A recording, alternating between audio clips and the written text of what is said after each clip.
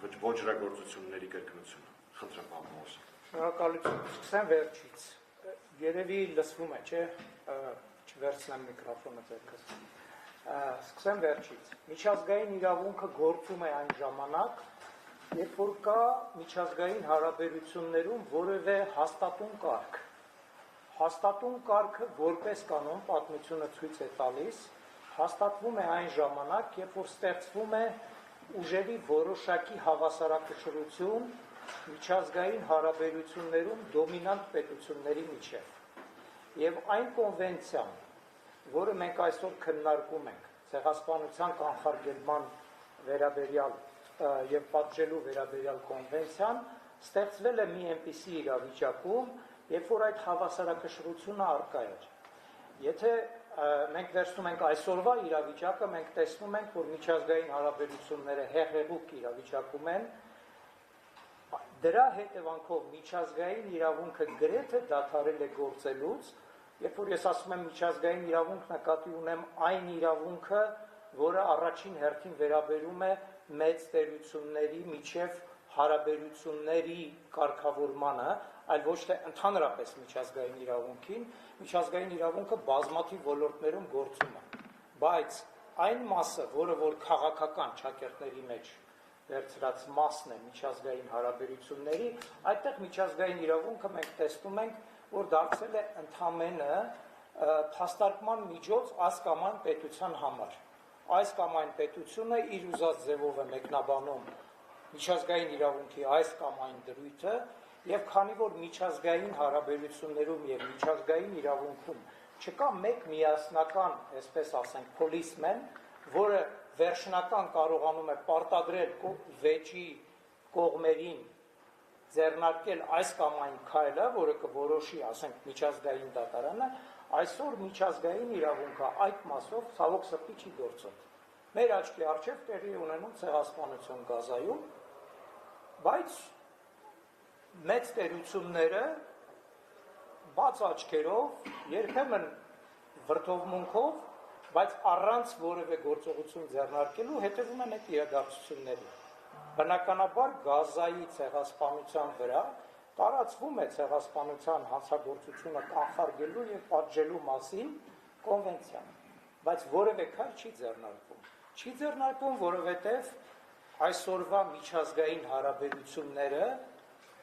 քաղաքական մասով, իմ նշածի մասով, այլևս ցավոք սրտի չեն հենվում միջազգային իրավունքի վրա։ Հիմա երբ որ ես սա ասում եմ, բնականաբար հարց է առաջանում, թե այդ դեպքում ինչի ենք մենք ընդհանրապես միջազգային իրավունքի մասին խոսում, եթե միջազգային իրավունքը չի գործում։ Բայց ես ասացի, որ միջազգային իրավունքը այսօր չի գործում այդ մասով։ Դրանից չի հետևում, որ միջազգային իրավունքը ընդհանրապես չի գործելու։ Եվ կարող են ստեղծվել բարենպաստ պայմաններ, որպեսզի այդ իրավունքը իսկապես գործի ներառյալ ցեղասպանության վերաբերյալ կոնվենցիան։ Երբ որ կոնվենցիան ընդունվեց, ես արդեն նշեցի, կար որոշակի ուժերի հարաբերակցություն, որը կարելի էր անվանել հավասարակշռություն, եւ այդ ժամանակ մեծ հաղթանակող տերությունները երկրորդ աշխարհամարտի առանց լուրջ տարաձայնությունների համաձայնության էին եկել այս կոնվենցիայի վերաբերյալ։ Իհարկե սովետական միությունը որոշակի վերապահումներ ուներ այս կոնվենցիայի հետ կապված նրա հետ, որ ըստ կոնվենցիայի 8-րդ եւ 9-րդ հոդվածների կոնվենցիայի մեկնաբանման, կիրառման հետ կապված խնդիրները հանդիսանում են ՄԱԿ-ի արդարադատության միջազգային դատարանի ուրեմն իրավասությունը եւ այդ ժամանակ սովետական միությունը պարզապես ստորագրելու ժամանակ վերապահում արեց, որ կոնվենցիան կգործի իր համար միայն այն ժամանակ, երբ առաջանա վեճ իր եւ մեկ այլ պետության միջև եւ երկու պետություններն էլ համաձայն լինեն, որպեսզի այդ վեճը քննի ՄԱԿ-ի արդարադատության միջազգային դատարանը։ Այդուհանդերձ կոնվենցիայի հետ կապված կան բազմաթիվ խնդիրներ, որոնք այսօր ես, երբ որ առիթը լինի, ցանկանայի ներկայացնել ձեր ուշադրությանը եւ հատկապես անդրադառնալ են հարցին, թե ինչու այդ կոնվենցիան հատկապես հայ ժողովրդին է վերաբերում, չնայած մենք ըստիս չենք կարող այս կոնվենցիան հետադարձ ուժով ուղղակիորեն կիրառել 1915 թվականի վրա, չնայած կան իմ կարծիքին հակասող այլ կարծիքներ ևս, բայց այդուհանդերձ այդ կոնվենցիան ստեղծվել է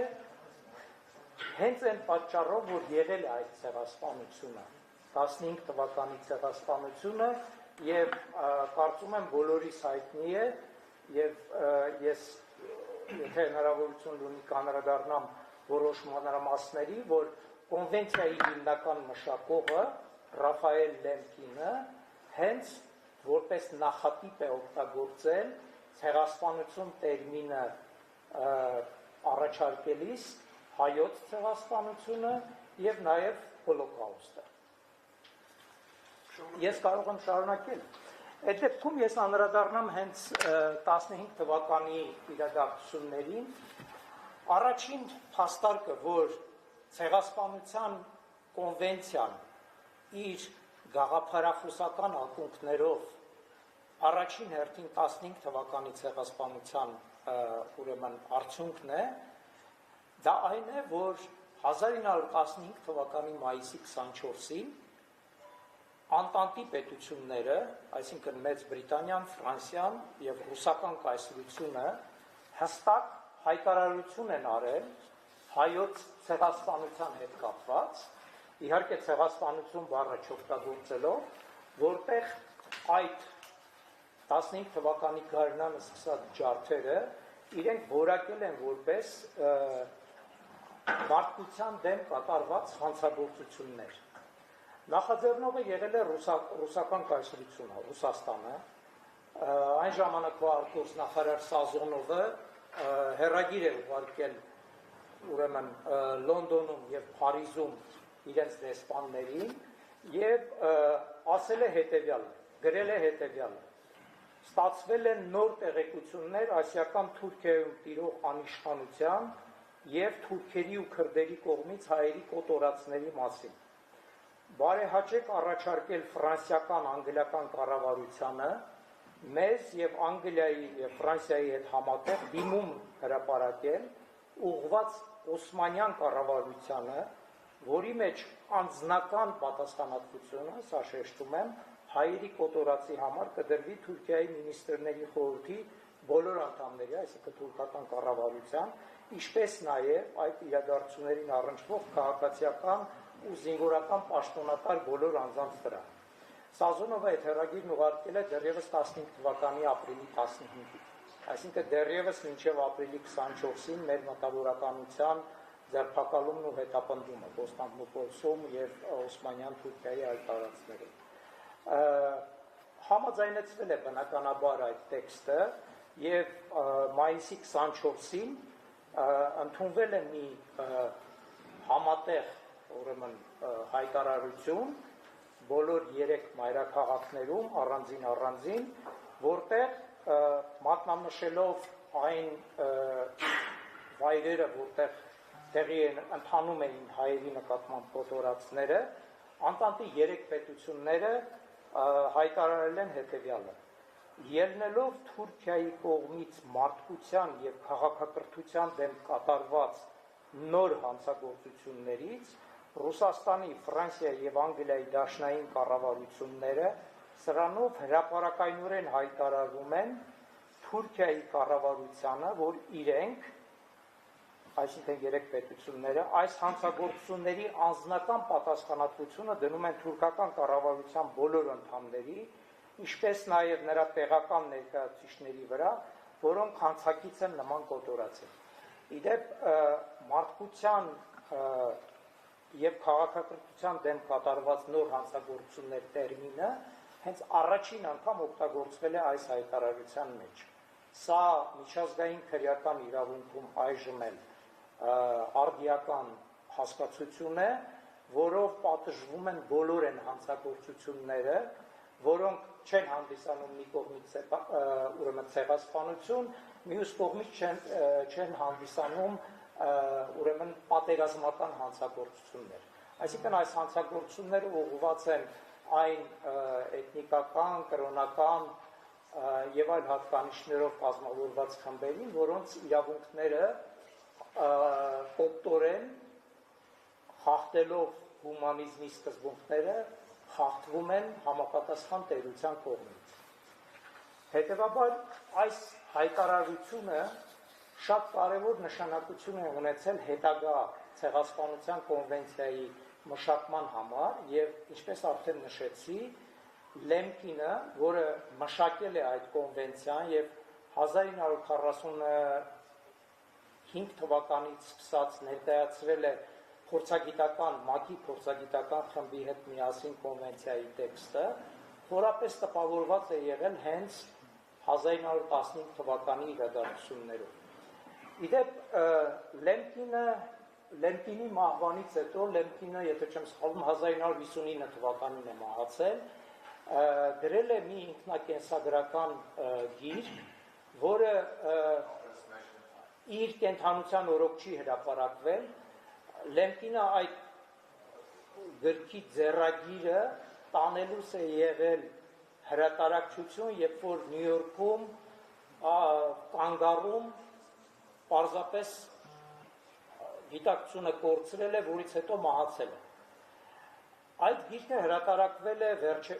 համատաբար արդեն մի 12-13 տարի առաջ, 2013 թվականին, եթե չեմ սխալվում, եւ այդտեղ ուղղակիորեն մենք առաջին անգամ տեսնում ենք, որ հենց Լեմկինը իր ձեռքով, իր բառերով խոսում է հենց այդ իրադարձությունների մասին, որ հենց առաջին հերթին հայկական ցեղասպանությունն է իրեն դրդել, մտածելու թե ինչու է հնարավոր, որ մեկ մարդու սպանությունը պետությունը դիտարկում է որպես հանցագործություն, բայց միլիոն մարդու սպանությունը դիտարկում է ոչ որպես քրեական հանցագործություն։ Լեմկինը եղել է հայտնի իրավագետ, իրավագիտության դոկտոր 1926 թվականից, սովորել է տարբեր համալսարաններում եւ երբ որ իր պրոֆեսորներից մեկին, որը ամենայն հավանականությամբ լեհ նացիոնալիստ է եղել, հարցրել է, թե ինչպես է հնարավոր, որ պետությունը կարող է իր քաղաքացիներին ոչնչացնել, պրոֆեսորը պատասխանել է, դե գիտեք ինչ կա, դա պետության իրավազորության խնդիրն է, պետության ինքնիշխանության խնդիրն է, եւ եթե նրանք ապստամբ են կամ չեն ուրեմն համակերպվում տվյալ երկրի ուրեմն իրավակարգին, ապա նրանց կարելի է ոչնչացնել։ Լեմկինի վրա շատ մեծ ազդեցություն է թողել 1921 թվականին Թելերյանի կողմից Թայլատի սպանությունը։ Մինչ այդ Լեմկինը գրում է, որ ինքը ապշած էր, որ 1919 թվականին Մալթայում գտնվող թուրքական պատասխանատուներին անտատը հենց այնպես բաց թողեց։ Զարմացած էր եւ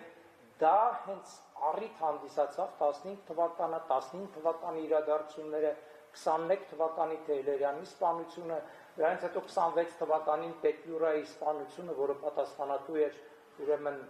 հրյաների սպանության համար Ուկրաինայում, որ ինքը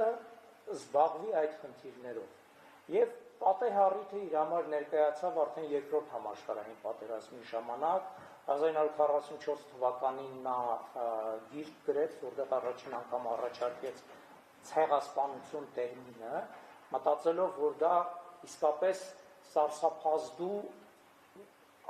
ազդեցություն կարող է ունենալ մարդկանց վրա, ցեղի սպանություն, այլ ոչ թե միայն մեկ մարդու կամ անձանց սպանություն, եւ ինչպես արդեն նշեցի, ՄԱԿ-ի այդ կոնվենցիայի մշակման ժամանակ նա առաջատար դեր է խաղացել։ Իդեպ իր հիշողություններում շատ կարևոր մի դրվագ կա, որը ինձ շատ է տպավորել։ Լեմկինը լինելով իսկական հումանիստ եւ մտածելով այն մասին, որ կոնվենցիան հնարավորինս շուտ ուժի մեջ մտնի, 1950 թվականին նույնիսկ դիմել է Թուրքիայում ՄԱԿ-ի ներկայացուցիչներին, ասելով, որ գիտեք ինչ կա, դուք հիմա այլ Թուրքիայի ներկայացուցիչներ եք, եւ եթե դուք վավերացնեք այդ կոնվենցիան, դրանով դուք ինչ որ ձևով ձեզ կսահմանազատեք այն ոչրագործություններից, որոնք որ կատարվել են Օսմանյան կայսրությունում։ Եվ Թուրքիան 1951 թվականին միացել է կոնվենցիային։ Ընդ որում ինչքան ես նայեցի առանց որևէ վերապահումների։ Եվ իր օրենսդրության մեջ էլ ցեղասպանությունը որպես հանցագործություն նախատեսել է։ Իհարկե մենք գիտենք Թուրքիայի ժողովրդական վերաբերմունքը հենց հայոց ցեղասպանության նկատմամբ դրա վերաբերյալ այսօր բնականաբար խոսակցություն կլինի, բայց ուզում եմ ընդգծել, որ ցեղասպանության կոնվենցիան իր ակունքներով, իր գաղափարական հիմքերով առաջին հերթին իր աչքերի առջև նկատի է ունեցել հայոց ցեղասպանությունը։ Դրա համար էլ այդ ցեղասպանության կոնվենցիան մեր համար կարևոր է այն առումով, որ մենք դիվանագիտական քայլեր ենք ձեռնարկել, ինչպես պարոն Մամիջանյանը նշեց, անցյալում, ոչ թե ցավոք սրտի հիմա, որպեսզի ցեղասպանության երևույթը դատապարտվի եւ հիշվի մարդկության կողմից, եւ եթե լինեն նաեւ համապատասխան միջազգային հարաբերություններում համապատասխան պայմաններ, իսկապես կիրառվի նաեւ այս ցեղասպանության վերաբերյալ կոնվենցիան։ Ցեղասպանության վերաբերյալ կոնվենցիան մեզ հետ առնչվում է նաեւ Արցախի մասով։ Վստահ եմ, որ բոլորդ տեղյակ եք, որ Հագայի քրեական, միջազգային քրեական դատարանի, չխառնել ՄԱԿ-ի միջազգային արդարադատության դատարանի հետ նախկին ուրեմն դատախազ Օկամպոն համապատասխան փորձագիտական եզրակացություն էր ներկայացրել Արցախում տեղի ունեցած 2023 թվականի սեպտեմբերից հետո տեղի ունեցած իրադարձությունների վերաբերյալ եւ դրանք դիտարկել էր որպես ցեղասպանություն։ Այստեղ, եթե ես ժամանակ ունեմ մի քանի րոպե, ես անդրադառնամ ցեղասպանության հասկացությանը, որպեսզի պարզ լինի, որ ցեղասպանության տակ մենք նկատի չունենք միայն ուղղակի ազգային, էթնիկական, կրոնական որևէ խմբի սպանությունը, ոչնչացումը, այլ ցեղասպանությունը շատ ավելի լայն հասկացություն է եւ իր մեջ ներառում է բացի ֆիզիկական ուրեմն ոչնչացումից նաեւ այնպիսի արարքներ, որոնք սահմանված են կոնվենցիայի ցեղասպանության հանցագործությունները կանխարգելելու եւ պատժելու մասին կոնվենցիայի երկրորդ հոդվածով։ Ըստ այդ հոդվածի Սույն կոնվենցիայում ցեղասպանություն նշանակում է հետևյալ գործողություններից ցանկացածը։ Թվարկվում են 5 գործողություններ կատարված ազգային, էթնիկական, ցեղական կամ կրոնական որևէ խմբի, որպես այդպիսին, լրիվ կամ մասնակի ոչնչացման մտադրությամբ։ Այսինքն սա քրեական այնպիսի հանցագործություն է, որը որ անզգուշությամբ, այսպես ասենք, չի կարող տեղի ունենալ, պետք է լինի հստակ մտադրություն ցեղասպանությունը կազմակերպողների եւ իրագործողների տեսանկյունից։ Եվ այդ ցեղասպանության գործողությունները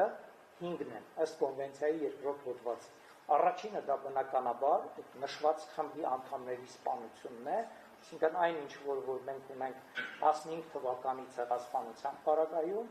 բայց կան նաև 4 այլ ուրեմն գործողություններ, որոնք բնորոշվում են որպես ցեղասպանություն ըստ այս կոնվենցիայի։ Երկրորդը դա խմբի անդամներին մարմնական լուրջ վնասվածքներ կամ մտավոր վնաս պատճառելն է։ Երրորդը, եւ սա կարևոր է, որևէ խմբի համար կյանքի այնպիսի պայմանների միտումնավոր ստեղծումը, որոնք ուղղված են նրա լրիվ կամ մասնակի ֆիզիկական ոչնչացմանը։ Չորրորդը դա մանկածնության կանխմանը միտված միջոցառումներն են, եւ 5-րդը երեխաների բռնի փոխանցումը մարդկանց մի խմբից մյուսին։ Հիմա երրորդ գործողության ձևը որևէ խմբի համար կյանքի այնպիսի միտումնավոր ստեղծումը, որոնք ուղղված են նրա լրիվ կամ մասնակի ֆիզիկական ոչնչացմանը, ըստ Օկամպոյի ուղղակիորեն կիրառելի է 2023 թվականի դեկտեմբերից սկսած Ադրբեջանի կողմից ձեռնարկված գործողությունների վրա, որովհետև դրանց նպատակը եւ դիտավորությամբ կատարվածը ուղղակիորեն վերաբերել է նրան, որ դրանով Ադրբեջանը փորձել է Արցախահայության համար ստեղծել կյանքի այնպիսի պայմաններ, որոնք ուղղված են նրանց լրիվ կամ մասնակի ֆիզիկական ոչնչացման։ Այն հանգամանքը, որ իրենք դուրս են եկել կամ իրենց թույլ են տվել դուրս գալ այդ տարածքից, չի նշանակում, որ կառավարությունը նման մտադրություն չի ունեցել։ Եվ այստեղ կարևոր է նաև կոնվենցիայի մեկ այլ հոդված, երրորդ հոդվածը, որը սահմանում է, որ պատժելի են ոչ միայն այն արարքները, որոնք ինքնին ցեղասպանություն են, այսինքն այն 5 գործողությունները, այլ նաև ցեղասպանության ձև են հանդիսանում, ցեղասպանություն կատարելու նպատակով դավադրությունը, այսինքն երբ որ մենք հավաքվել ենք Ալիևյան կլանով ու որոշել ենք, որ պետք է բլոկադա իրականացնենք, որպեսզի իրենք կամ ոչնչանան, կամ թողնեն հեռանալ իրենց երկրից։ Ինչպես նաև ցեղասպանություն կատարելու փորձը։ Ակնհայտ է, որ Արցախյան պատերազմի ժամանակահատվածում եւ դրանից առաջ 1988 թվականից սկսած նման փորձեր Ադրբեջանի կողմից կատարվել են։ Ես հիմա չեմ ուզում սրանով ասել, որ մենք ունենք 100%-անոց իրավաբանորեն անթերի փաստարկներ այս խնդիրը դարձնելու տարբեր միջազգային ատյանների, դատարանների քննության առարկա, բայց ուզում եմ սրանով ասել, որ ցեղասպանության կոնվենցիան արդիական է Հայաստանի համար, եթե իհարկե մենք ունենք կառավարություն, որը առաջնորդվում է Հայաստանի Հանրապետության ժողովրդի շահերով, եւ դա կարևոր կրվան է նաեւ նման կառավարության արկայության դեպքում մեր արտաքին քաղաքականության համար, որովհետեւ նման տիպի կոնվենցիաները, ինչքան էլ որ մենք ամենասկզբում ֆիքսեցինք, որ միջազգային իրավունքը հիմա չի գործում, այդուհանդերձ արտաքին քաղաքականության մեջ միջազգային անվիճելի փաստաթղթերին հղելը եւ դա որպես փաստարկ օգտագործելը կարևորագույն միջոց է, որ ինչ որ մի օր դու կարողանաս հասնել հաջողության նաև իրավական ակցիաներով։ Այսքանը շնորհակալություն։ Շատ շնորհակալ եմ, պարոն Պողոսյան։ Ձեր խոսքից հետևում է, որ դավադրության մաս կազմելը նույնպես իհարկե